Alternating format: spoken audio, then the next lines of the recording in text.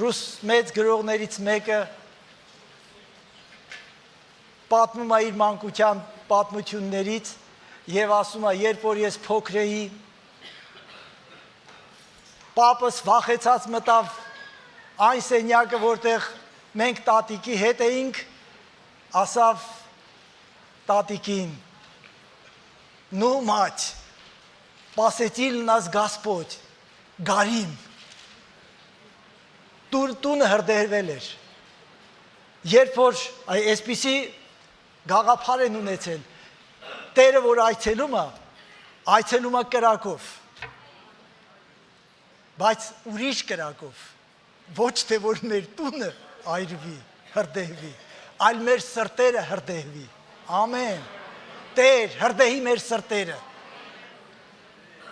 Ես հոգնել եմ ինձանից։ Դու դեռ չես հոգնել քեզանից։ Դու դեռ չես հոգնել։ Ես քեզ կօգնեմ։ Ես դրա համար չեմ եկել։ Ես գիտեմ դու ինչի համար ես եկել։ Բայց դու լսելու ես այն, ինչ որ կա այստեղ։ Ամեն։ Մեր մարմինն ուրիշ բան է ուզում։ Մեր հոգին ուրիշ բան է առաջարկում։ Ամեն։ Հասկանում եք։ Այո, ես ուզում եմ այրվեմ, բայց Աստծո կրակով այրվեմ։ Ես ուզում եմ սպառվեմ, բայց Աստծո կողմից սպառվեմ։ Ես ուզում եմ հասնի այն պահը, որ ես ոչ թե կրկնեմ, այլ իմ սրտի խորքից ասեմ. Տեր, ինձ համար կյանքը Քրիստոս է։ Իսկ մեռնելը շահ։ Ամեն։ Լավ, անցնենք պատգամին, որովհետև այսօր թղթերս շատ այս չեմ հավակնում սպառել ամբողջ նյութը, բայց գլխավորը կփորձեմ փոխանցել քեզ։ Եթե պատգամին վերնագիր ուզեք ասեմ, ամենակարևոր եւ ամենադժվար գործը կամ աղոթքի մասին, կամ աղոթքի զորությունը։ Ինչու է հաճախ ամենակարևորը դառնում ամենադժվարը հոգևոր կյանքում։ Լսեք, թե ինչ բացատրություն է տալիս սրան մեր սիրելի առաքյալը, Պողոսը, Հռոմացիների 7-րդ գլխի 18-19 խոսքերում գրված է, որովհետև գիտե, որ ինձանում, այսինքն իմ մարմնում, եթե քեզ էլ է վերաբերվում, ուշադիր լսի, հատ լսի, մի բարի բան չի բնակվում, քանի որ կամենալը կա իմ մեջ, բայց բարին ի գործ դնելը ոչ, որովհետև անում եմ ոչ թե բարին, այն որ ուզում եմ, այլ անում եմ չարը, այն որ չեմ ուզում։ Կա մեկը, որ հասկանում է ինչ է գրված։ Լավ, մինչև շարունակելը եկեք կես րոպե Փարիսեցի խաղանք։ Ու փառք Տիրոջը, ես աշխատում եմ շուտ արթնանամ, որ սկսեմ աղոթք անել։ Գիտեք, իսկ երեկոյան քնելուց առաջ ես չեմ ուզում անկողին մտնեմ, չեմ ուզում աղոթքս վերջացնեմ։ Ոնց է, լավ դեր էր։ Չխաղաս այդ դերը։ Քեզ պետք չի այդ դերը։ Ամեն։ Ես ման եմ գալիս, թե ում բարիք անեմ։ Ինձ բոլոր նեղացնողներին ես ներում եմ, օրինակ եմ ծառայում, աշխատում եմ հնարավորին չափ, ում հասնի ինչ-որ բան տամ։ Լավա չէ։ Որովհետև ես քրիստոնյա եմ։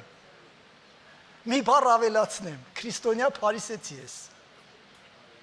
Կեղծավոր և երկերեսանի։ Ամեն։ Ու լավ չսկսեցի Ռուբիկ եղբայր։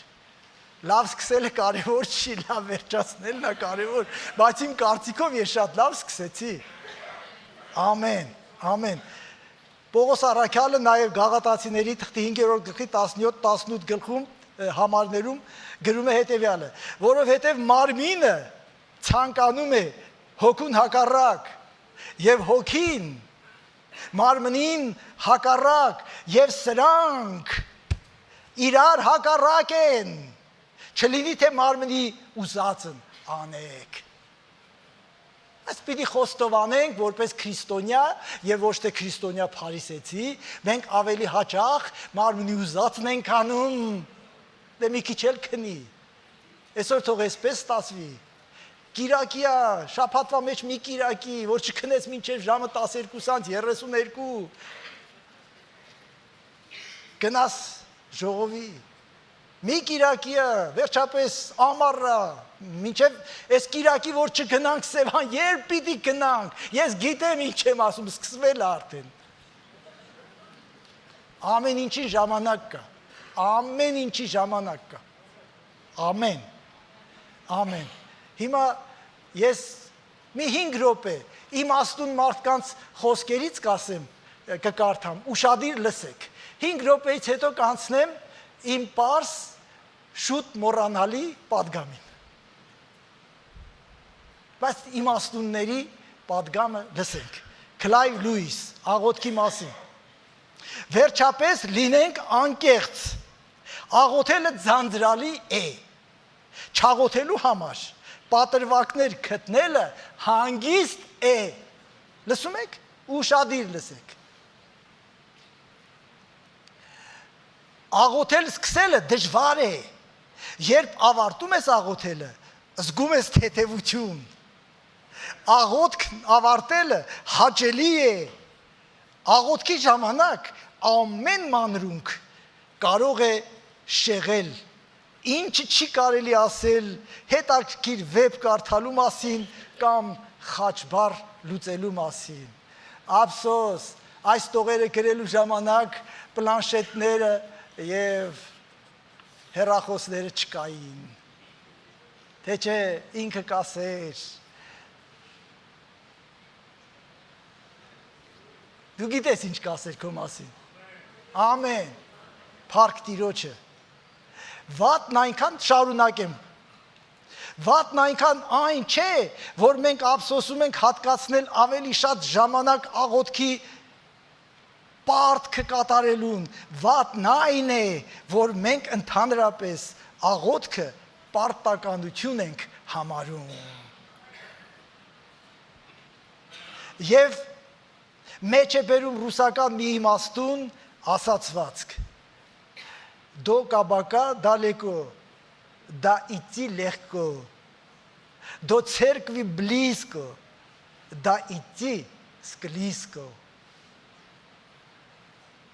Պանդոկը հեռու է, բայց գնալն է հանգիստ, եկեղեցին մոտ է, բայց ճանապարհն է սայթաքում։ Բա օրհնյալ լինեն նրանք, որ մեզ ասում են, դու առաջի փարիսեցին չես, քանի մարմնի մեջ ես, քանի մարմնավոր ես, դու մեծագույն փարիսեցի ես, հոգով մարմնի գործերը սպանի, որ դառնաս հոգևոր մարդ, թե չէ քո մարմինը մինչև քո վերջի օրը հակառակվելու է քո հոգուն։ Եվ նրանք, ովքեր չկարողանան վերահսկել Տեր Հիսուս Քրիստոսի միջոցով իրենց մարմինը, այդ մարմինն իրանց մի օր դժոխք կտանի։ Փառք Տիրոջը, որ Տերն իր հոգին է տվել մեզ, եւ իր խոսքն է տվել մեզ, որ զգուշանանք։ Հիմա նորից շարունակեմ մի պատմություն Քլայվ Լուիսից, աղոթքի զորությունը վերնագրով իր աշխատությունից եւ անցնեմ արդեն իմ պատգամին։ Քլայվ Լուիս, աղոթքի զորությունը։ Էլի շատ ուշադիր լսեք։ Մի քանի տարի առաջ արթնացա առավոտյան վաղ Լոնդոն գնալու համար, Լոնդոն գնալուց առաջ, որոշեցի մտնել Վարշավիրանոց, բայց հենց առավոտվա փոստից պարզվեց, որ Լոնդոն գնալը հետաձգվում է։ Ես որոշեցի հետաձգել մազերս կտրելը, բայց ինչ որ միտք շարունակում էր պտտվել իմ գլխում, ինչ որ ներքին ձայն ասում էր. գնա Վարշավիրանոց, կտրիր մազերդ։ Վերջապես հանձնվեցի եւ գնացի։ Այդ ժամանակ իմ եւ եղբորս մազերը կտրում էր եկեղեցու հաճախորդներից մեկը, որը շատ խնդիրներ ուներ, եւ մենք երբեմն օգնում էինք նրան։ Հենց որ բացեցի Վարշավիրանոցի դուռը, նա բացականչեց. «Օ, ես աղոթում էի, որ դուք այսօր անպայման գաք»։ Եվ իսկապես, եթե ես գնայի վաղը կամ 2 օր անց, օգնությունը կուշանար։ Դա ցնցեց ինձ։ Դա ինձ զարմացնում է մինչև այսօր։ Ոչ իհարկե, չի կարելի խիստ պնդել պատճառը հետևանքային կապի համար, իմ այցելության և Վարշավայի աղոթքի։ Դա կարող էր նաև պատահական լինել։ Հոգևոր մարդիկ այսպես են արտահայտվում։ Իսկ մենք ինչ կասեինք, մտածենք։ Հետո մի օր ես հերթապահում էի մի հիվանդ կնոջ անկողնու մոտ, ում ազդրի ոսկորը քաղցկեղից քայքայվել էր, իսկ մյուս ոսկորների վրա բազմաթիվ մետաստազներ էին հայտնաբերվել ռենտգենյան նկարներում։ 3 մարդով հազիվ էինք կարողանում նրան շարժել անկողնում։ Բժիշկները նրան 1-2 շաբաթվա կյանք էին կանխատեսում, իսկ բուժքույրերը փագագծերի մեջ, որ միշտ ամեն ինչ գիտեն, մի քանի օր։ Մի բարի մարդ ձեռքը դրած նրա վրա աղոթեց։ 1 տարի անց այդ կինը քայլում էր անգամ լեռ բարձրանում։ Մասնագետ բժիշկը զննելով ռենտգենյան վերջին նկարն ասաց. ոսկորները քարի նման ամուր են, սա հրաշք է։ Ամեն։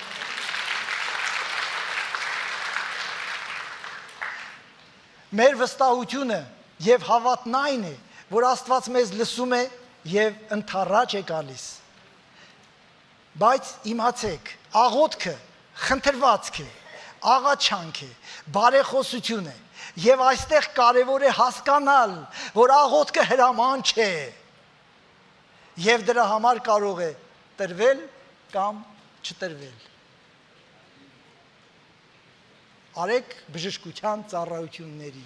հեքիաթը տպահի քեզ։ Աստված սուվերեն Աստված է, ում կամենում բժշկում է, և պարտադիր չի, որ մարդը բժշկվի, և մարդիկ հիմնականում հրաշքով բժշկվողները հրաշքների ծառայության չեն բժշկվում, այլ հավատքով, մեկը երկրպագության ժամանակ չիմանալով, մյուսը աղոթքի ժամանակ, մեկը երբ որ իսկական աղոթք է բարձրացնում Տիրոջը, հուսահատված ամեն ինչից։ Ինչ եմ խոսում, ավետարան եմ քարոզում, իմ սիրելի քույրեր, սիրելի եղբայրներ, ձեր հարցերը լուծեք Աստծո հետ ինքներդ, ուրիշի վրա մի բարդեք ձեր ամենակարևոր գործը, ես դրանով ինձ չեմ ազատագրում իմ պարտականություններից աղոթելուց, և ինչպես Սամուել մարգարեն էր ասում, վայ է ինձ, որ ես ձեզ համար չաղոթեմ։ Բայց լսեք, երբեմն որ գալիս են ասում են իմ այս կամ այն բանի համար աղոթք արա, ես հարցնում եմ իրենց, եթե ձեզանից մեկին հարցրել եմ կամ շատերին, մի նեղացեք, որ ես հարցրել եմ, իսկ դուք աղոթում եք դրա համար։ Ինչ լրջությամբ եք աղոթում, ինչ հարատևությամբ եք աղոթում, ծոմապահությամբ աղոթել եք, որովհետև որոշ տեսակներ կան, պարտադիր չի դիվահարի տեսակ, որոշ տեսակներ կան, որ պետք է Աստված լսի ձեր իսկական աղոթքը, ասա իսկական աղոթք, ամեն, իսկական աղոթքը զորություն ունի, հասնելու Աստծո գահին, իսկական աղոթքը համարձակություն է տալիս, շնորհքի գահին համարձակությամբ մոտենալու, ամեն, ամեն, ամեն,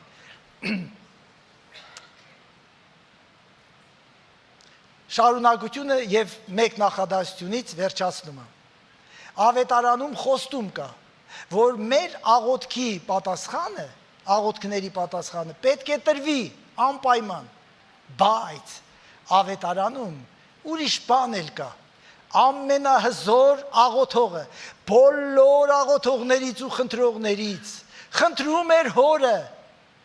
որ գավաթն անցնի, բայց չանցավ գավաթը։ Ինչ կասեք, հավատքով չաղոթեց Հիսուս։ Հիսուսն էր աղոթողը։ Այնպես էր աղոթում, որ քրտինքի հետ արյան կաթիլներ էր թափվում։ Սա երևույթ է, որ Բժիշկները ինչ որ կերպ բացատրում են, թե ինչ է տեղի ունենում, մարդու օրգանիզմում ինչ պրոցեսներ են տեղի ունենում, որ դա իրական հնարավոր է տեղի ունենա։ Այդ ժամանակ նրա գլխին փշեպսակ չէին դրել, որ արյուն կար։ Այդ ժամանակ նրան դեռ չէին ծեծել, այդ ժամանակ նրա մերուկը դեռ չէին փետել։ Ամեն ինչ նորմալ էր։ Բայց ավետարանն ասում է, որ քրտինքի հետ արյան կաթիլներ էր գալիս։ Պողոսն ասում է, մեղքիդ եմ դուք չպատերազմեցիք արյուն թափելու չափ։ Այդ չէր ասում չկտրեցիք ձեր մարմինները։ Միգուցե դա, չգիտեմ, փոխաբերական իմաստով է, թե ինչով, ես չխորանամ սրա մեջ։ Ես պիտի գնամ իմ աղոթքի հետևից։ Եվ հիմա մի ուրիշ աղոթքի մասին։ Ես իհարկե իմ մոտ նշել էի, որ Մատթեոս ավետարանի 26-րդ գլխից մի հատված կարդամ 36-44 համարները եւ այստեղ իսկապես լուրջ բաներ կար Հիսուսի Գեթսեմանի պարտեզում աղոթելը, բայց ես հասկանում եմ, որ իմ ժամանակը ավելի լավ է դուք տանը կարդացեք այդ հատվածը։ Մի ուրիշ աղոթք։ Կենաց եւ մահու աղոթք։ Լյութերի աղոթքը, ուշադիր լսեք։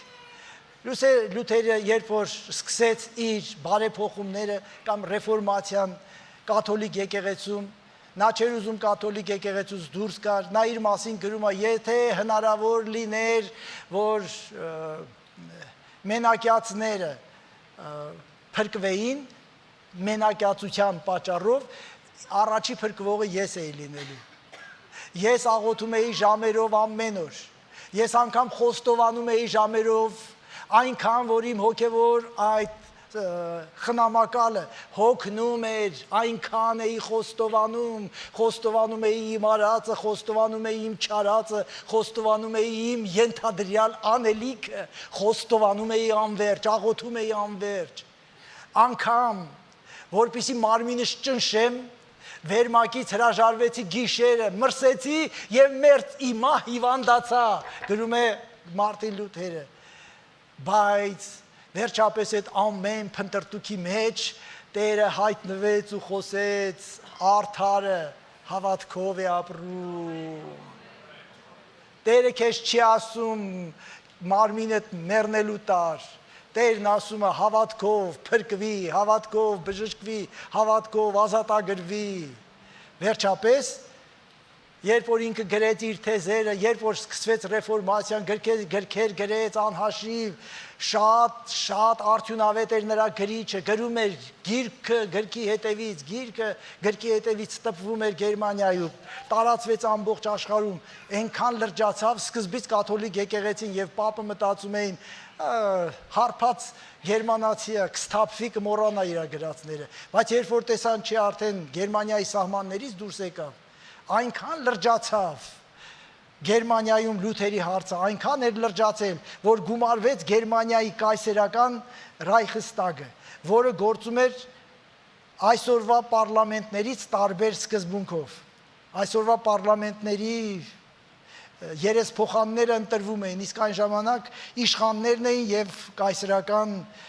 կայսրի կողմից նշանակված մարդիկ։ Լյութերին կանչեցին ինկվիզիցիայի, այսինքն հաշիվ պահանջելու, հաշիվ պիտի տար։ Դա տեղի ունեցավ Գերմանիայի Որմս քաղաքում։ Նա պիտի կանգներ ժամանակի ամենաբարձր իշխանությունների առաջ, թե աշխարհիկ, թե հոգևոր։ Ներկա էր Գերմանիայի կայսրը, Գերմանիայի բոլոր իշխանները, որովհետև որտեղ կայսրներ, այնտեղ բոլոր իշխանները պետքա կայսրի կողքը լինեին։ Այնտեղ ներկա էին Հռոմի կարդինալները, եպիսկոպոսները, նրանք պահանջում էին Լյութերից հրաժարվել իր ուսմունքից եւ վերջ, հակառակ դեպքում մահապատիժ։ Շատ ծանր իրավիճակ էր։ Նա կամ այո պիտի ասեր, կամ ոչ, ուրիշ բացատրություն, ուրիշ խոսք, ուրիշ նախադասություն նրանից չէին սպասում։ Ասեր այո, դա դավաճանություն էր, ասեր ոչ, մահապատիժ էր։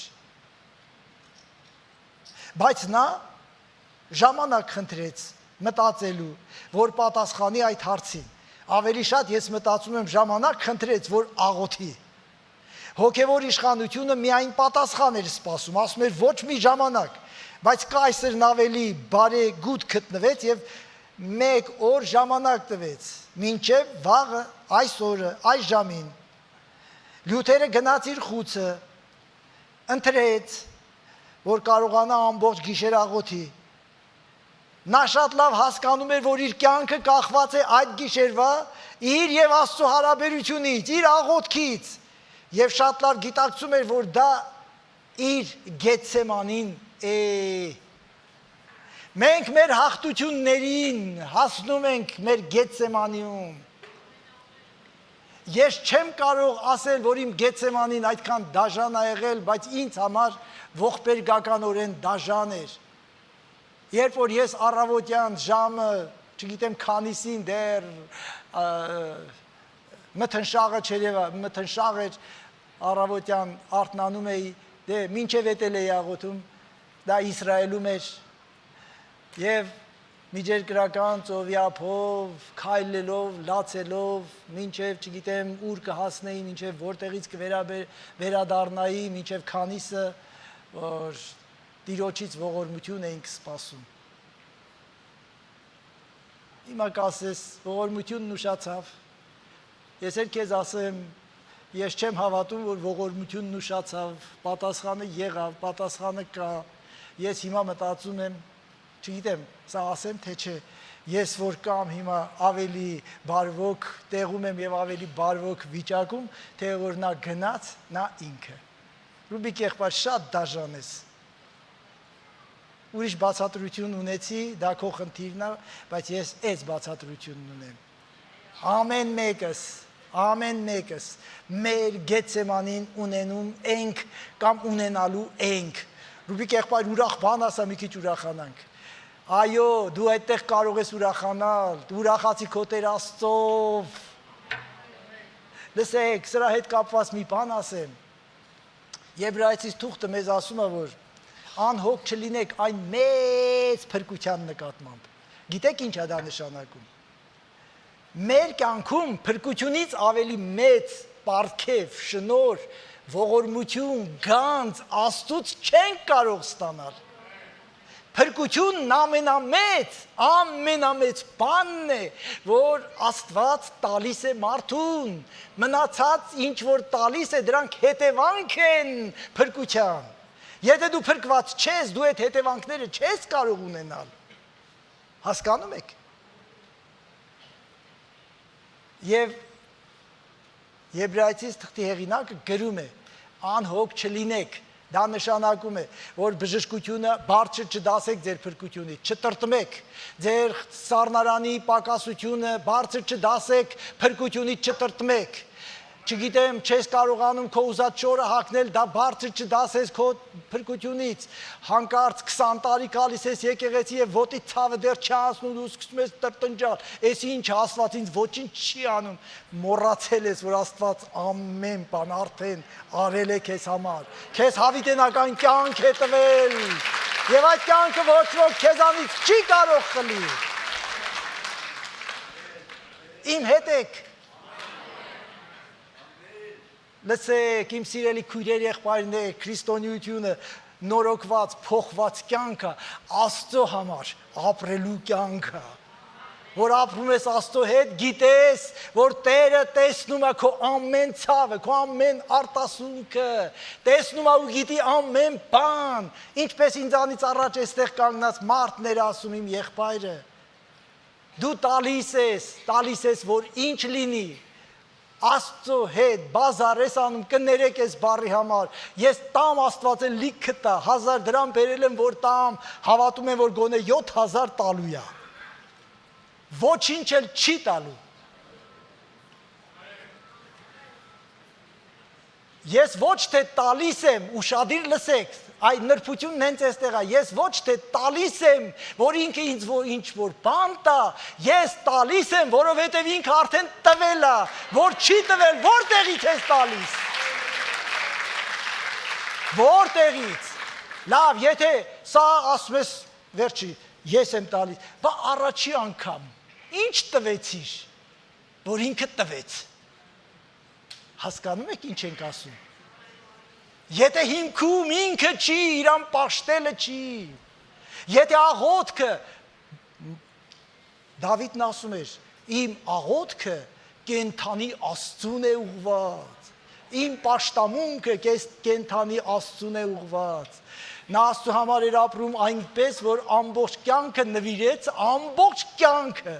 նվիրեց, որ հսկայական դրամագլուխ հավաքի,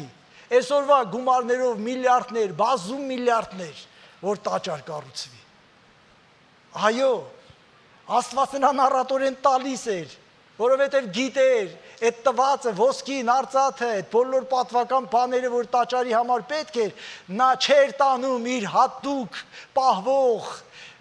գանձարանը, հատուկ չհրկիզվող պահարաններում պահում, այլ տանում էր Տիրոջ տան պահեստարանը, որտեղ պահվում էր, և տղուն էլ ասավ, ամեն ինչ հավաքել եմ, ամեն ինչ, իհարկե Աստված իրան պիտի օրհներ, բայց հետարքիր է, որ Աստված մեզ մի քիչ շատ օրհնի, մի քիչ շատ հարստանանք, դա մեզ Տիրոջից քերացնի, թե կմոտեցնի, դուք բիզնեսի օրենքը չեք հասկանում, մենք ոնց 10-րդ տանք, ես ասում եմ մեծագույն պատասխանատվությամբ, բիզնեսը ներարկում է սիրում, ես հիմա փող չունեմ, այսինքն ինչ ես ասում փող չունեմ, բերած եկամուտը ես դնում եմ բիզնեսի մեջ, լավ ես անում, որ ինչ լինի, դու ուղղակի ուզում ես հարստանաս, լավ ես անում, բիզնեսը այդպես է, ես իմ խելքով եմ աշխատել, միգուցե մտածես, որ Տերն է տվել, Տերը տվել է, որ ավելի մեծ նպատակի համար ծախսես, քան բիզնեսը, մեկը դարձնես 1000, կամ 100,000, կամ միլիոն, կամ միլիարդ, լսում եք ինչ ենք խոսում մենք այստեղ, ամեն, բայց ես շեղվում եմ,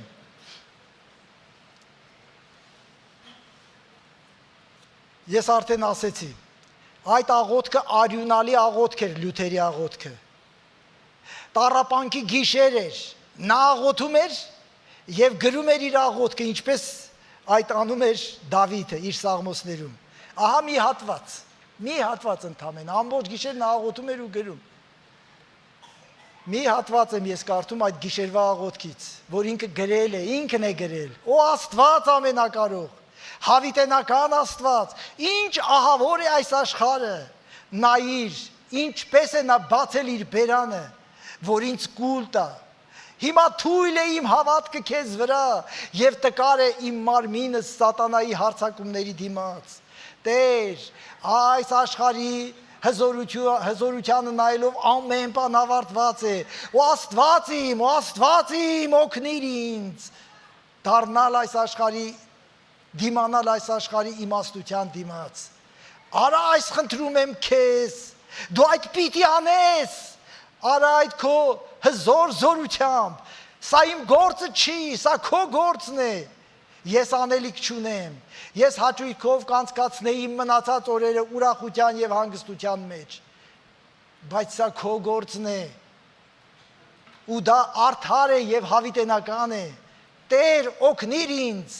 հավատարիմ և անփոփոխ Աստված, ես մարդու չեմ հուսացել,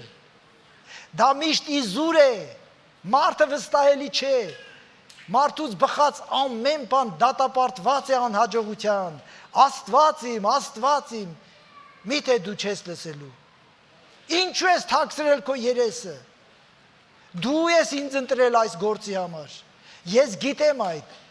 ուրեմն իմ Աստված, կատարի քո կամքը, մի թող ինձ, խնդրում եմ, հանուն քո որդու Հիսուսի, իմ վահանի, իմ վեմի, իմ ամրության, թող լինի քո կամքը, ամեն, ով քնած է արթուն կենա, հաջորդ օրը, երբ Լյութերը վերադարձավ դահլիճ, երբ ինկվիզիտորը նորից տվեց նույն հարցը, եղբայր Մարտին, դու հրաժարվում ես քո ուսմունքներից ու քո գրած գրքերից, նրանք սպասում էին կամ այո, կամ ոչ, երկու պատասխանն էլ լուծում էր խնդիրը, այոյի դեպքում այրում էին գրքերը, Եվ ինքը խոստովանում էր դավաճանությամբ, ոչի դեպքում գլխատում էին, չկա մարդ, չկա պրոբլեմ, կարծում եք այս փիլիսոփայությունը հնարել է ով, Ֆրիդրիխ Նիցշեն, Մարքսը, Էնգելսը, Լենինը, Ստալինը, Հիտլերը, ոչ, դա սատանայի հնարածն է, չկա մարդ, չկա պրոբլեմ,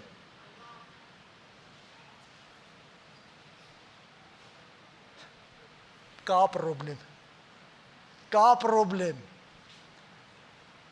արդար Աստված պիտի դատի, քեզ համար քեզ թվում է թե չկա, վերջապես, մի պահ մեծ լռություն տիրեց, լռությունը խախտեց Լյութերն ու ասաց,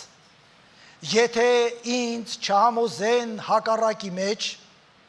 Սուրբ գրքի անժխտելի ապացույցները չժխտեն Սուրբ գրքով, ես չեմ հրաժարվի, իմ խիղճը գերության մեջ է Աստծո խոսքի մոտ, գնալ խղճին դեմ ճիշտ չէ և անվտանգ չէ, սրա վրա կանգնած եմ և այլ կերպ չեմ կարող, թող Աստված ինձ օգնի։ Եվ վերջակետ, պատասխանեցի, ահա ձեր դատին եմ հանձնված։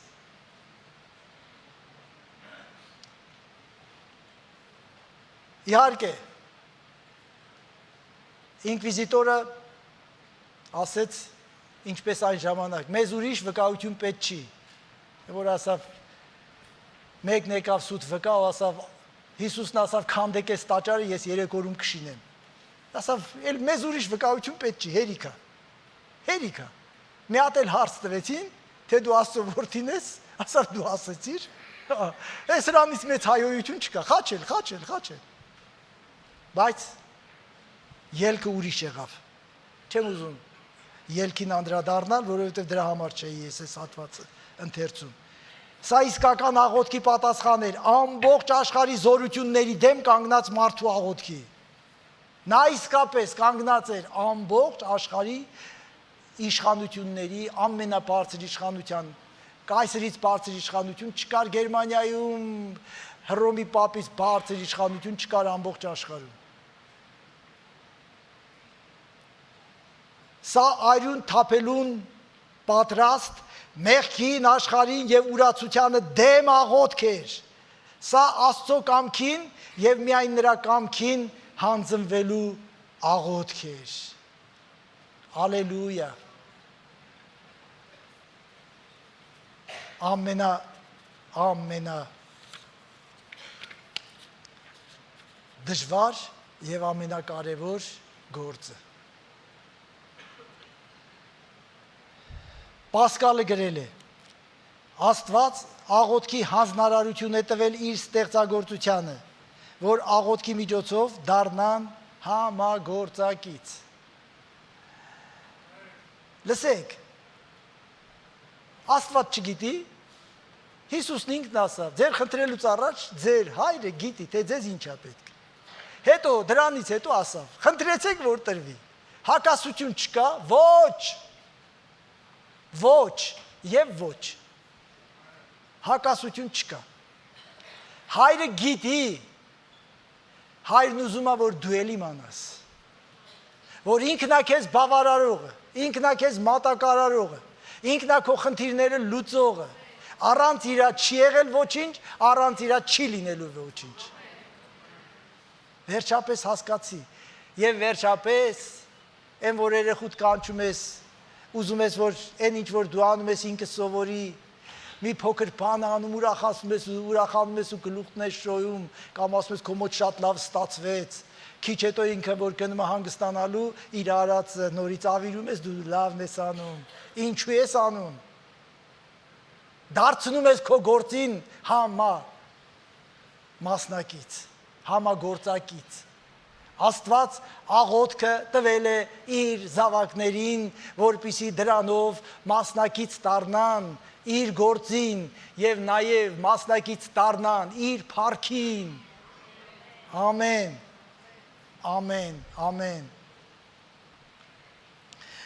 Եփեսացիս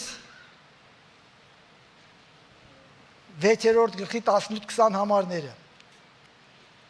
Պողոս առաքյալը Եփեսացիս 6-րդ գլխում շատ մանրակրկիտ խոսում է աղոթքի մասին եւ 18-20 համարները շարունակությունն է այդ սկսած խոսակցության ավարտն է։ Ամեն աղոթքով եւ աղաչանքով աղոթեք ամեն ժամանակ հոգով եւ այս բանում արթուն մնացեք ամենայն հարատեվությամբ եւ աղաչանքով բոլոր սուրբերի համար եւ ինձ համար էլ որ խոսելիս ինձ խոսք տրվի որ համարձակ հայտնեմ ավետարանի խորհուրդը որի դեսպանն եմ ես շղթաների մեջ որ այս վիճակում էլ անվախ խոսեմ ինչպես որ պետք է ինձ խոսել շղթայված էր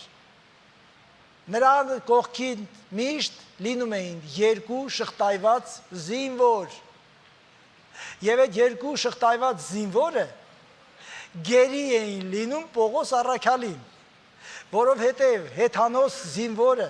ուրիշ մտածելակերպի եւ փիլիսոփայության պիտի լսեր ամենամեծ քարոզչին ուզում է թե չի ուզում Նրա կողքը չէին, որ նրան լրացնեին, խոսելը չէր արգելվում, կարող էին խոսել, որ չփախչեր, որ ուրիշի հետ չհանդիպեր,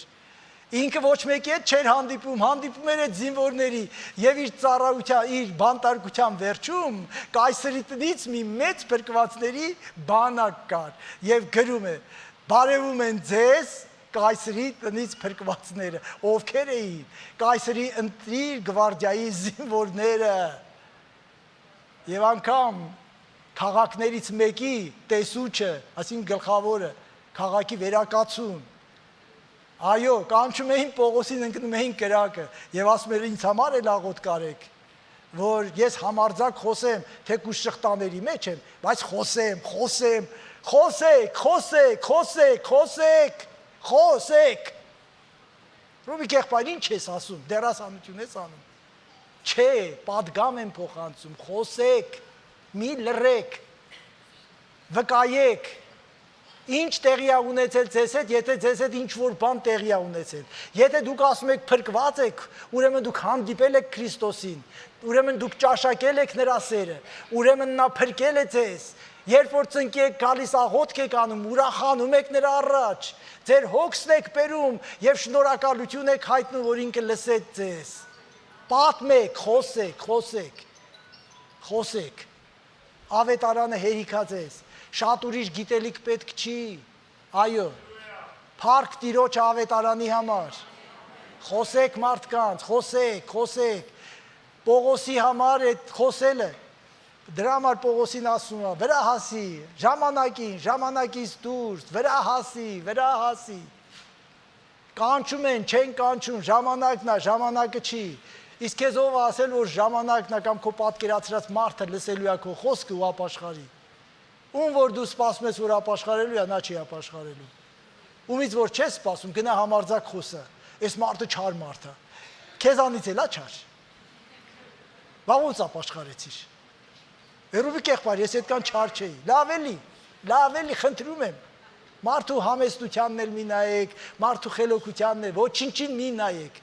մարդը ներքուստ ապստամբ է աստծուն,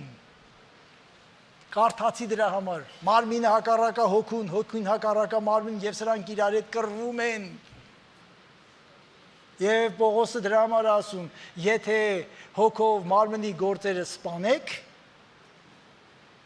ուրեմն դուք օրենքի տակ չեք, այլ շնորհքի տակ եք։ Ամեն։ Եվ Պողոսն ասում էր, որ սովորեցնում էր հագնել Աստծո սպառազինությունը, ինչպես Քրիստոսի զինվորներ, որ կարողանաք դեմ կանգնել սատանայի նենգամիտ հնարքներին։ Եվ մինչև 17-րդ խոսքը ասում էր, հետո 18-րդը արդեն կարդացի։ Եթե մենք ծանոթ ենք հին ուխտի պատմությանը, մենք կարող ենք հիշել շատ պատմություններ։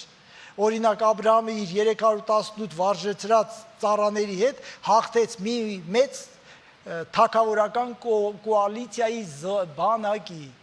7 թագավոր իրանց բանակով եւ 318 հոգի գրված է հաղթեց ձորում կոտրեց, բարձունքում կոտորեց։ Եվ գրված չի, որ 318 հոգուց 18 հոգի զոհվեց, կամ 7 հոգի զոհվեց, կամ կես հոգի զոհվեց։ Ամբողջ ավարը հետ բերեց։ Ամեն։ Հիշեք Գեդեոնին 32,000 մարդուց Տերը թողեց մենակ 300, որտեղ Տերն է գործում, այնտեղ կա հաղթություն, մի անհանգստացեք։ Ամեն։ 32,000 թե 132,000։ Այո, եւ այդ 30 մարդով Գեդեոնը ազատեց Իսրայելին մադիանացիների գերությունից, որ ամբողջ Իսրայելի բանակը չէր կարողանում դեմ կանգնել, 30 հոգով։ Հեսուն Երիքովը գրավեց ուղակի առանց մարտի, ընդամենը քաղաքի շուրջը ման եկավ, 7 անգամ եւ 7-րդ անգամ բարձր աղաղակեցին։ Ռուբիկ եղբայր, այդ ինչ ես ասում, իրականությունից կտրված, որն է քո իրականությունը, բացատրի հասկանամ։ Քերի տա իրականությունը։ Բանկի հաշիվը, դրանք իրականություն չեն, դրանք խաբկանք են։ Իմ ապահովությունն Աստված է։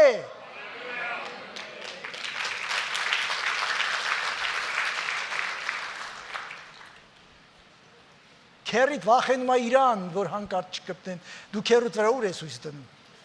Հիմա բոլորն են վախենում, միշտ էլ այդպես է եղել։ Նրանք էլ ովքեր թվացել է, թե չէ, ոչինչ չի լինի, հիմա լինում է,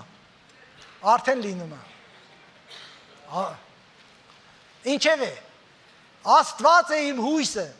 Տերը իմ լույսն ու փրկությունն է։ Ես ումից պիտի վախենամ, Տերը իմ կյանքի զորությունն է, ես ումից պիտի սարսափեմ։ Ամեն, ամեն եւ ամեն։ Աղոթքի զորությունը, ամենադժվար գործը, աղոթելը դժվար գործ է, բարեկամներ, ինչպես այս իմաստուններ կրում մեզ սովորեցնելու, աղոթքի մեջ ինչ ասես գալիս, արդեն աղոթքի մեջ շուկա ենք գնում, աղոթքի մեջ կռիվ ենք անում, աղոթքի մեջ մեկի պորտը տեղն ենք դնում, աղոթքի մեջ էլ ինչ ասես, որ չենք անում։ Ռուբիկ եղբայր, քո կյանքն ես պատմում, արի խոստովանենք, որ մեր կյանքը իրարից շատ տարբեր չի։ Ուղղակի կան փարիսեցի քարոզիչներ եւ քարոզիչներ, որ առանց դիմակի ասում են ինչ որ իրականություն է։ Ամեն։ Եզեկիա թագավորը հաղթեց Իսրայելի բոլոր թշնամի թագավորներին եւ պատերազմից առաջ ժողովրդին ասաց. Երկրորդ մնացորդած 32:7 զորացեք ու քաջասիրտ եղեք Ասորստանի թագավորի երեսից ու նրա հետ եղող ամբողջ բազմության երեսից, մի վախեցեք ու մի զարուրեք, որովհետև մեզ հետ եղողները նրա հետ եղողներից շատ են, նրա հետ մարմնեղ են բազուկ կա, բայց մեզ հետ եղողը մեր Տեր Աստվածն է։ Վստահենք մեր Աստծուն, վստահենք մեր Աստծուն։ Բա նրանք գիտես ով են։ Թող քո պաշտպանությունը, քո արդարությունը լինի։ Դրա համար եթե կարդաք 6-րդ գլխի Եփեսացիների թղթի 6-րդ գլխի 11-ից 17 համարները, կհասկանաք, որ այնտեղ ուրիշ զենք չկա։ Արդարություն, հավատք, ավետարանչություն։ Ունես այդ զենքերը, ունես։ Չունես, տկլոր ես, մերկ ես։ Հալելույա։ Մեր Աստվածը պիտի մեզ օգնի ու մեր պատերազմների մեջ առաջնորդություն պիտի անի։ Եվ ժողովուրդը Հուդայի Եզեկիա թագավորի խոսքերից սիրտ առավ։ Հալելույա։ Փառք Տիրոջը։ Այո, ես այստեղ եմ, որ ձեզ իսկապես հույս տամ, հույս փոխանցեմ,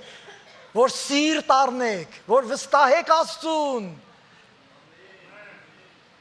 Չկա ավելի մեծ ապահովություն, ով ուզում եք եղեք, ում բարեկամն ուզում եք եղեք,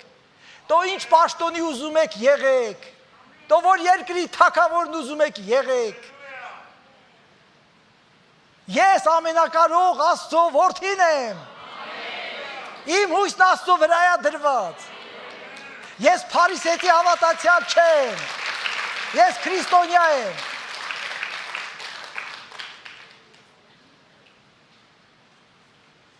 Ես պարծենում եմ իմ Տեր Աստծով։ Պողոսը գիտեր, որ միշտ դժվար է աղոթելը, որովհետև շատ հաճախ չգիտեր, թե ինչ աղոթեր, եւ գրում է Հռոմացիս 8-րդ գլուխ 26-27 խոսքերը։ Այսպես էլ հոգին օգնում է մեզ մեր տկարությունների մեջ, որովհետև թե ինչի համար պիտի աղոթենք, ինչպես որ հարկն է, չգիտենք, բայց ինքը հոգին անբարբար հառաչանքներով բարեխոս է լինում մեզ համար, եւ սրտերը քննողը գիտի, թե ինչ է հոգու խորհուրդը, որովհետև Աստծո ուզած կերպով է սուրբերի համար բարեխոսում։ Հալելույա։ Հիսուսն ասում էր. մի առակել նրանց ասաց այն մասին, որ պետք է ամեն ժամանակ աղոթք անել եւ չվհատվել, կամ չհիասթափվել, կամ չձանձրանալ։ Ամեն ժամանակ։ Հնարավոր է դա։ Նայած թե ինչ նկատի ունենք աղոթք ասելով։ Եթե աղոթք ասելով նկատի ունենք, որ անպայման, չգիտեմ, մի առանցին սենյակ պետքա լինի, մեկ էլ ծնկի պետքա գանք ու սկսենք հատուկ, Տեր, դու գիտես, որ ես սրա նման չեմ, շաբաթը 3 անգամ ծոմ եմ պահում, եւ եթե դու դա նկատի ունես, անհնար է, կձանձրանաս։ Բայց եթե դու ամեն ինչ անում ես ու հետն էլ աղոթում ես, ամեն ինչ անում ես նախ գիտես, որ քո արածը Աստծո համար է, այդտեղ աղոթքը խշմտանք չի առաջացնում քեզ։ Սխալ բան անելուց եթե փորձի աղոթես, չես կարող, լեզուդ կպապանձվի, կկպնի քիմքիդ, չի պոկվի։ Եթե դու Աստծո կամքի մեջ ես, փառք ես Տեր Աստված։ Ես բաներ ունեմ պահված, որ գաղտնի եմ նկարել Սուսանին, որովհետև ինքը իսկական աղոթքի մարդ էր։ Մի քանի բան։ Մեկ նստած էր բակում, այդ չգիտեմ, բանի վրա, ինչա կոչում, ճորճորանի վրա, վերջը։ Երևի հոգնած արդեն, որովհետև բավականի մեծ ժամանակ ինքը խոհանոցում էր անցկացնում եւ այլ, եւ մեկն էլ խոհանոցում հենց։ Թե ում էր ճաշ լցնում, ճաշը արդեն եփել էր, ճաշ էր լցնում, հավանաբար թորներին, որովհետև երեխեքի մոտ տենց չէր աղոթի, երեխեքը վերջը, գիտեք, թորներն էին նստած, որ ինքը իրան ազատ թույլ էր տալիս եւ երգում է, մի հատ երգում է, մի հատ մերկու բառ ասում աղոթքի, նորից ճաշն է խառնում, նորից լցնում է երեխունա տալիս, այնտեղ էլ ճորճորվում է արդեն հոգնած ու բան անում, վերջը հետո որ ջոկում է, որ արդեն այնտեղ կողքը մարդ կա ու նկարում է, շուռա գալիս, ասում այդ տղա, այդ նկարում ես ու ձենը կտրում է։ Դա նշանակում է մարդը միշտ կարող է աղոթք անել։ Դա չի նշանակում, որ հատուկ ներքին սենյակի աղոթք պետք չի քեզ։ Դա չի նշանակում, որ հացից առաջ, լսեք, ժողովուրդ, հացից առաջ երկինք նայում եք, ասում եք, փառք ես Տեր, որ ես հացը տվել ես մեզ։ Լսեք, հիմա կարող է ասեք, այ մարդ հացը ոտը առել փողոցներով մանա գալիս, դուք ասում ես, այդ հիմա սովի տարի է, սովի տարի չի կարող ալնի։ Քանիստ եք սով ապրել, 90-ականների։ Այդ մի տեսակ բան կար, որի անունը հաց էր, ինչ որ բաների նման, որ առնում տանում էինք, չէինք հիվանում, ուտենք, թե վրեն լացենք, մոռացել եք։ Լսեք, քնելուց առաջ աղոթք անում եք, ես միշտ ասել եմ, այդ զարգացած երկրները, որոնք քրիստոնեական ավանդույթներ ունեն, իրենց երեխաներին սովորացրել են, աղոթք գիշերը պարկելուց առաջ, ծնկի արի աղոթք արա, Տեր, ես պարկում եմ քնելու եւ իմ հոգին, շունչն ու մարմինը հանձնում եմ քեզ։ Եթե մինչև իմ արթնանալը դու գաս, ինձ քո մեծ որդրու։ Կարա չի դա լինի։ Դա շատ պատահում է, չէ՞։ Ասում են քնելով չի արթնացել։ Քնելուց առաջ աղոթք արա։ Իհարկե, եթե դու նրանը չես, եթե քո կյանքը նրան չի պատկանում, միայն այդ ձևական աղոթքը քեզ չի օգնի։ Ասում ենք կրոնավոր չենք, հացի համար էլ չենք աղոթում, դե մի աղոթեք, կրոնավոր չեք, բա ինչ եք, ներեգություն չլսես, անհավատ ես։ Կրոնավոր չես։ Դու ավելի լավ է կրոնավոր լինել, քան անհավատ լինել, ժողովուրդ։ Տերը օգնի մեզ։ Ամեն։ Ես գիտեմ, որ դուք լսում եք, ամեն չեք ասում, ավելի շատ մտածում եք, կամ էլ ես, չգիտեմ, ենթադրում եմ մի քիչ ավելի լավատես եմ, չգիտեմ։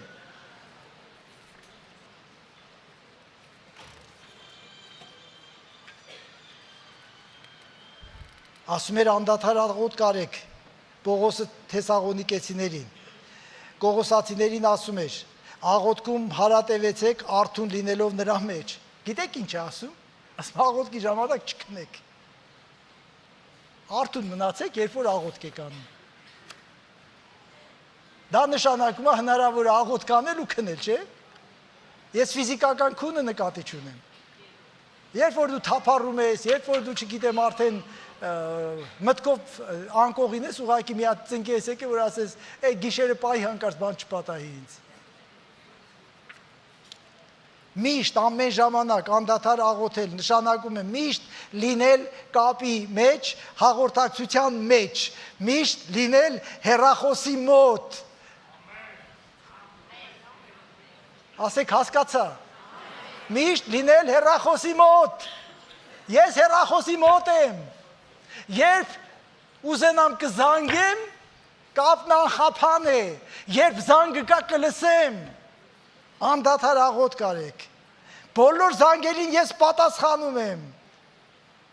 այո, իմիջայլոց ես այդ սովորությունն ունեմ, դեռ հիմա էլ հանկարծ հիմա, որ արդեն դժվար եմ քնում, երբ որ գիշերը զանգում են, վերջը, որ արթնանում եմ, չեմ կարողանում քնել, բայց միևնույն է, անգամ այդ հեռախոսը միշտ միացած է,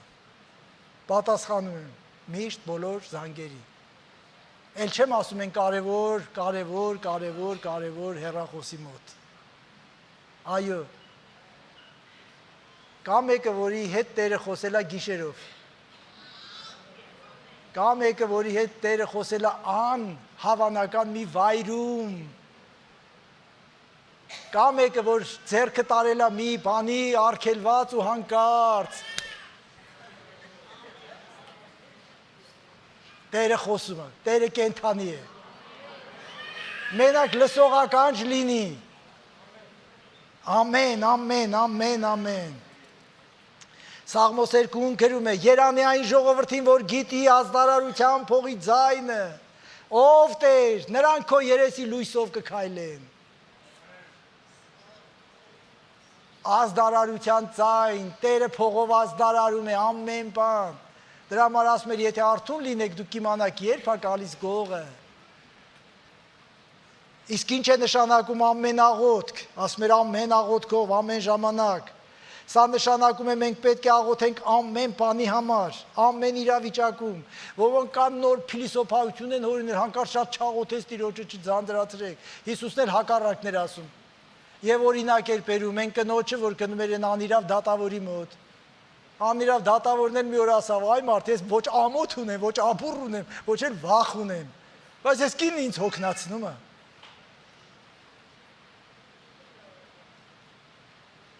Եվ Տերը համեմատություն է անում, և ասում է, եթե անիրավ դատավորը այդպիսի բան կարող է անի, որքան առավել ձեր հայրը,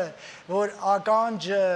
ձայնի սպասող, աչքերը ջուր կտրած, քո խոսքին է սպասում, որ քեզ օգնի, և ասում է, կանչի ինձ, և ես պատասխանեմ քեզ, և բաներ հայտնեմ, որ դու չգիտես։ Եվ Հակոբոսը գիտեք ինչ է ասում, ասում է չունեք, որովհետև չեք խնդրում, չեք լսում, որովհետև ժամանակ չունեք, որովհետև զբաղված եք սպանելով, կորցնելով, չգիտեմ ինչ անելով, վեճով ու կռվով, խնդրեցեք ու կտրվի ձեզ, նորից կրկնեմ, աղոթքը ամենածանր, ամենադժվար բանն է, և նրանք ովքեր ասում են, գիտեք, ես իմ ժամին արթնանում եմ, աղոթք եմ անում, Ես չեմ ուզում ներկանալ, որպես ես շատ գիտեմ ինչ աղոթք անող, բայց գիտեմ ինչ աղոթք անելը, և գիտեմ, ժամը ինչ է, եւ գիտեմ արթնանալն ինչ է, եւ գիտեմ քնելը կամ չքնելն ինչ է, բայց ասեմ ամեն արթնանալուց, եթե անգամ սովորությունը արդեն 10 տարի, կամ այսքան տարի, կամ մի օր, կամ մի շաբաթ, հերթական անգամ մարմինն ասում է, այսօր բացառություն թող լինի էլի, ասելու է, քեզ էլ ասելու, չի թողելու, խանգարելու է, այս կյանքը պատերազմ է, եւ մենք պատերազմում ենք ոչ թե, չգիտեմ, սրով ու չգիտեմ ինչով, ինչպես Պողոսն էր ասում, մարմնավոր չեն մեր զենքերը, այլ հոգով, սատանայի բերդեր քանդելու եւ այլն։ Մենք ամեն աղոթք նշանակում է աղոթք անել ամեն իրավիճակում, ամեն դեպքի համար, ամեն տեղ, ամեն առիթով, թե առողջության, թե հիվանդության ժամանակ, թե հաջողության, թե անհաջողության մեջ, թե աղքատության, թե առատության ժամանակ, գիշեր, թե ցերեկ, ամեն պահ, երկրի համար, իշխանությունների համար, իրար համար, ընտանիքի համար, հացի համար, քնելուց առաջ, արթնանալիս, երբ չգիտես ուր գնաս, աղոթք կարա, ինչ անելը չգիտես, աղոթք կարա, ում հետ ամուսնանաս, չգիտես, աղոթք կարա, ամեն աղոթքով, ամեն աղոթք, ուրիշ կերպ չկա, և եթե չգիտես ինչպես աղոթել, սկսի այսպես, Տեր,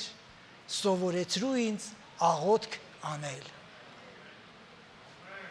Ավետարանի մեջ չեք կարդացել, ես ինձանից բան չեմ հորինում ախր, ես ուղղակի ավետարանի համապատասխան տեղեր իրար կողք եմ դնում,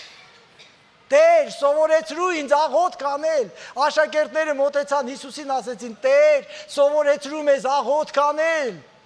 Հովհաննեսն իր աշակերտներին սովորեցնում աղոթք անել, փարիսեցիները իրանց փարիսեցիներին սովորեցնում են աղոթք անել, դե փարիսեցիները ոնց պետք է անեին, որ հրապարակների անկյունում կանգնեք, այնպես աղոթք արեք, որ ձեզ տեսնեն, այս ձեռքդ այսպես արա, որ տպավորիչ լինի, այսպեսի ժեստ ընդունի, որ մարդիկ իմանան, որ լուրջ աղոթք ես անում։ Իսկ Հիսուս սովորեցնում էր, այդ բոլորը ավելի շատ կխանգարեն ձեզ, առանձնացի, որ ոչ մեկը քեզ չտեսնի, աղոթք արա քո օրը, նա լսում է քեզ ու կպատասխանի քեզ։ Աստված քո աղոթքին պիտի պատասխանի։ Ես կարող եմ աղոթել քեզ համար, բայց եթե դու անհավատ ես, Ռուբիկ եղբայր, տես ինչեր ես ասում, գցում ես ամեն ինչ իմ վրա։ Ես իմ բոլոր ցախողումները գցում եմ իմ վրա։ Դու էլ գցի քո վրա։ Ոչ ոք քեզանից բացի պատասխանատու չի քեզ համար։ Քո փրկության համար քեզանից բացի ոչ ոք պատասխանատու չի։ Կամ դու կորոշես փրկվել, կգնաս Հիսուսին կամ էլ դժոխքում ես վառվելու։ Եվ ոչ մի Ռուբիկ քեզ չի կարող օգնել։ Եվ Տերը զորով քեզ չի փրկելու։ Ամեն։ Ամեն։ Ով ա գող որ այսօր եկել է ժողովի։ Պաշտամունքի։ Փառք Տիրոջը։ Գոնե 5 հոգի ունեմ։ Փառք Տիրոջը։ Օրհնյալ լինի Աստված։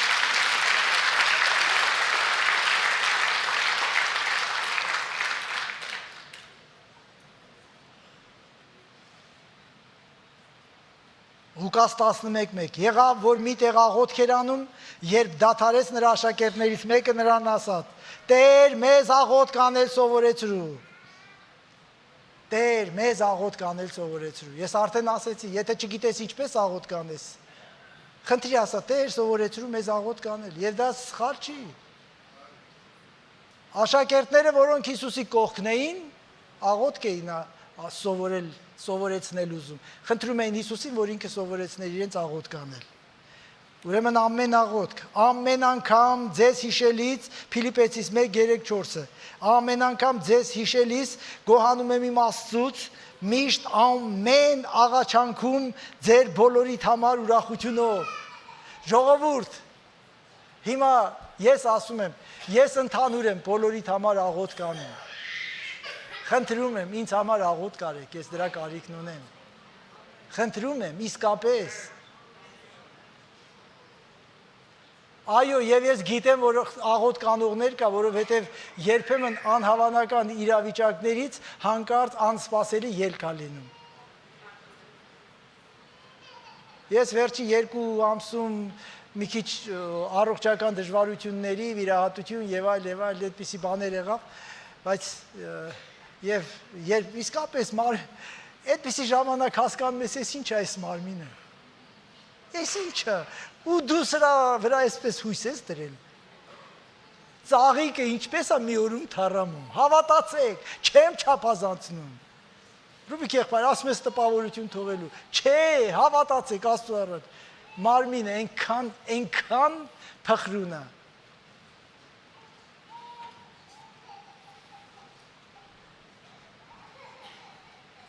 Ուստի աղաչում եմ առաջի Տիմոթեոս 2-րդ գլխի 1-3 համարները, ուստի աղաչում եմ ամեն բանից առաջ աղոթք արեք, խնդրվածք, բարեխոսություն, գոհություն մատուցանել բոլոր մարդկանց համար, Հայաստանի բոլոր մարդկանց համար աղոթք արեք, պարտք չեք մնա, եթե սխալ բանի վրա չսեղմեք ձեր հեռախոսի մեջ, ոչ մի հաշիվ չի գա, Աստծո հեռախոսի մեջ սխալ կնոպկա չկա, որ սեղմեք,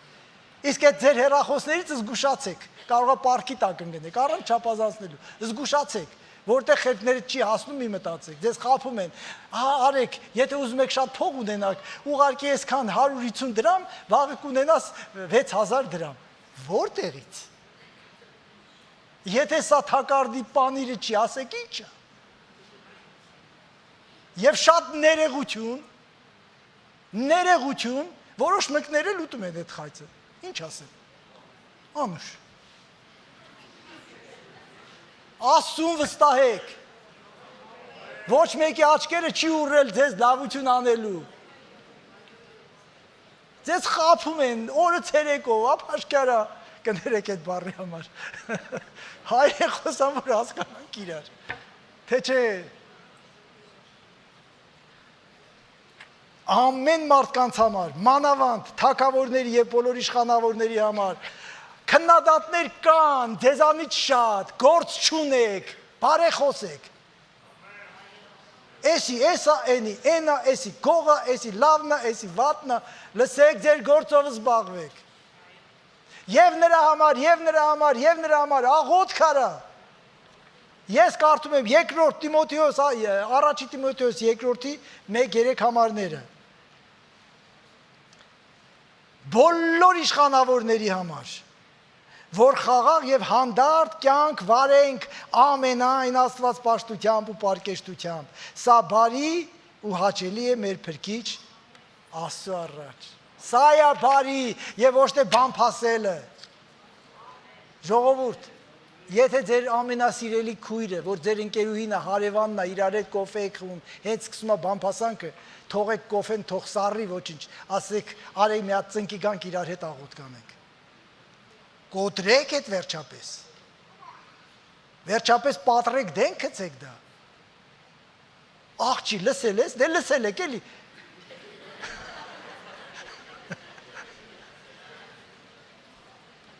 մի լսեք,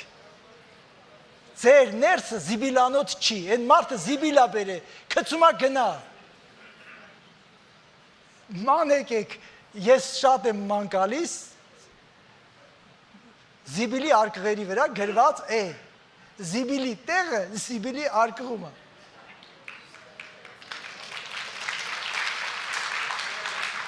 ներեղություն, աղբի տեղը, ես մեղ մարդը հայտվեցի, բամփասանքին զիբիլ ասեցի, բամփասանքը աղբա, աղբանոց պետք է գցեն, ալելույա, փառք Տիրոջը, ես արդեն Հակոբոսին մեջ բերեցի, որ ասում էր ցանկանում եք և չունեք, սպանում եք, նախանձում եք, չեք կարողանում հասնել, կռվում եք ու թշնամություն եք անում, չունեք, որովհետև չեք խնդրում, գնա խնդրի, եկեղեցին, ոչ հիվանդանոցը, ոչ բարեգործական կազմակերպությունը, անգամ պոլիկլինիկա չի, անգամ ապտեկա չի։ Եկեղեցին Քրիստոսի ընտանիքն է, որը սովորեցնում է Քրիստոսի ծառաներին, աշակերտներին, հետևորդներին ապրել Քրիստոսի նման, որպեսզի նմանվենք Քրիստոսին։ Սա մեր կյանքի գլխավոր նպատակն է։ Այն ինչ որ անում ենք վարժանքա, մարզանքա, չգիտեմ ինչա, մարդիկ կան վարժվում են, լավ են անում, լավ վնաս չի, օգուտ է։ Ինձ էլ է պետք երբեմն։ Ես էլ եմ ինչ որ բաներով վարժությունները, որովհետև նորից ասեմ, մարմինը տկար։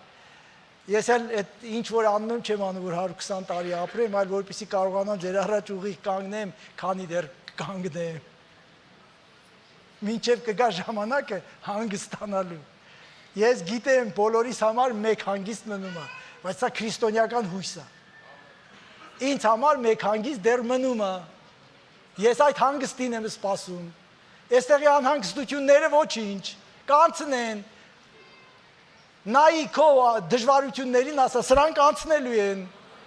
Բայց հանգիստը մնում է, հանգիստ է ինձ սպասում։